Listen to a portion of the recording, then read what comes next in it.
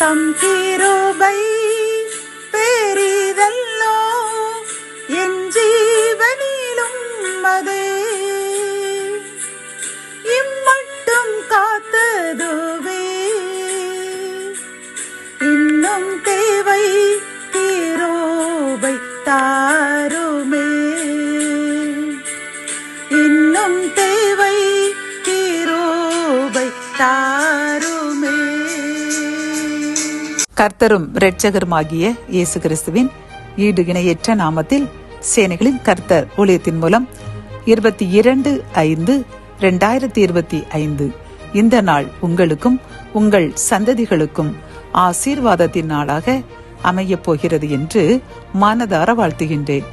இன்று நாம் அறியவிருக்கும் கிருபையின் வார்த்தைகள் மத்தேயு 5ஆம் அதிகாரம் 7ஆம் வசனம்.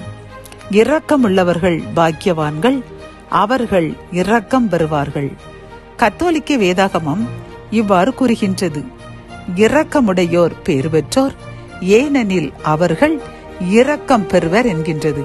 பிரியமானவர்களே, இன்று இந்த கிருபையின் வார்த்தைகளை கேட்டுக்கொண்டிருக்கின்ற நமக்கு கர்த்தர் கூறும் ஒரு நல் ஆலோசனையும் அறிவுரையும் என்னவென்றால், நாம் பிறருக்கு இரக்கம் காட்டும் பொழுது கர்த்தரும் நம்மேல் இறங்கி நம்முடைய விண்ணப்பங்களுக்கு உடனே பதிலளிப்பாராம். பிரியமானவர்களை, சில பேர் நமக்கு துரோகம் செய்திருக்கலாம்.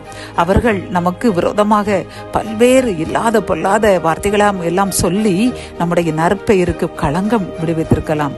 இப்படி நிறைய நமக்கு துரோகம் செய்த அவர்களை நாம் மன்னித்து அவர்கள் தேவையில் இருக்கும் பொழுது நாம் இரக்கமுடையவர்களாக அவர்களுக்கு உதவி செய்யும் பொழுது, நமக்கும் ஏதேனும் ஒரு தேவை என்று வரும் பொழுது கர்த்தர் நம்மில் இறங்கி நமக்கும் உடனே நம் தேவைகளை நிறைவேற்றுவேன் என்று வாக்கு கொடுக்கின்றார். பிரியமானவர்களை, ஒரு சில சமயங்களில் நம்மிடம் பணங்கள் இருக்கலாம். ஒரு ஏழை ஏதாவது ஒருவர் வந்து அவருக்கு தேவைப்படும் பொழுது, உங்களுக்கு பணம் இருந்தால் எங்களிடம் கொடுங்கள் என்று கேட்கும் பொழுது நாம் இல்லை என்று இரக்கமற்றத்தனமாக கூறிவிடுவோம். ஏனென்றால் ஒருவேளை அவர்கள் திருப்பி தரமாட்டார்கள் என்று கூட நினைப்போம். ஆனால் இதே போன்று நமக்கும் ஏதேனும் ஒரு தேவை, பணம் என்று கூட இல்லை, ஏதாவது ஒரு நேரத்தில் ஒரு தேவை ஏற்படும் அல்லது உதவிகள் ஏற்படும், யார் நமக்கு செய்வார்கள் என்று கலங்கின்ற நேரத்தில் நாம் பிறருக்கு இரக்கம் செய்தோம். ஆனால் கர்த்தரும் ஏதோ ஒரு மனிதரை அனுப்பி நம் காரியங்களில் இறங்கி நமக்கு சகாயம் செய்து நமக்கு உதவி செய்வேன் என்று வாக்கு கொடுக்கின்றார். பிரியமானவர்களை, இந்த தவறை நாம் செய்திருப்போம், அப்படித்தானே? இன்று இறைவனிடம் மன்னிப்பு கேட்போம்.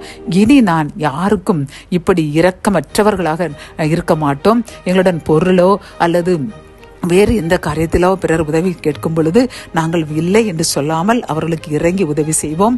அப்பொழுது கர்த்தர் நம்முடைய தேவைகளிலும் இறங்கி நமக்கு உதவி செய்து நம்மை அளவில்லாமல் ஆசீர்வதிப்பார்.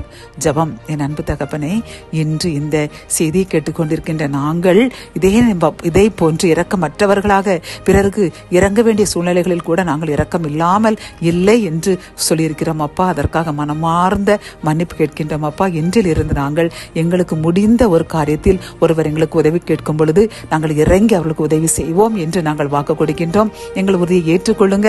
அதன் மூலம் நீரும் எங்கள் மேல் இறங்கி எங்களுடைய தேவைகளை நிறைவேற்றுங்க. மீட்பர் இயேசுவின் மூலம் ஜெபம் கேடும் நல்ல தகப்பனே, ஆமேன்.